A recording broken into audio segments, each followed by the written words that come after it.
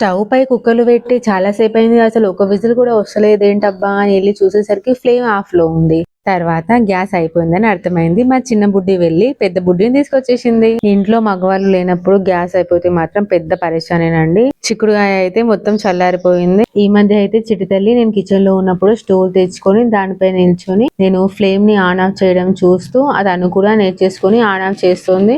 ఇది ఒక్కటే అని కాదండి, మేము ఏ పని చేసినా కూడా తను చూసి అలానే చేస్తుంది. మేము తినిపిస్తే తింటలేదని చైల్లో కూర్చోబెట్టి అన్నం పెడితే మొత్తం కిందనే పడేస్తుంది. ఒక్క ముద్ద కూడా తినలేదు. లంచ్ అయ్యాక స్టూడియోలో కాసేపు టైం స్పెండ్ చేద్దామని స్టార్ట్ అయ్యామండి. వాళ్ళ పప్ప కార్ దిగగానే ఎలా ఏడుస్తుందో చూసుకున్నారు.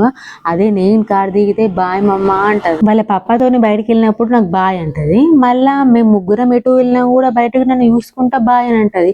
మరి ఇండైరెక్ట్ గా నువ్వు రాకు మేము ఇద్దరమే పోయేస్తాం బయటికి అని అనుకుంటదేమో ఏమో. అసలు ఈ అల్లరి పిల్ల అల్లరి తగ్గాలంటే ఏం చేయాలో చెప్పురా ప్లీజ్.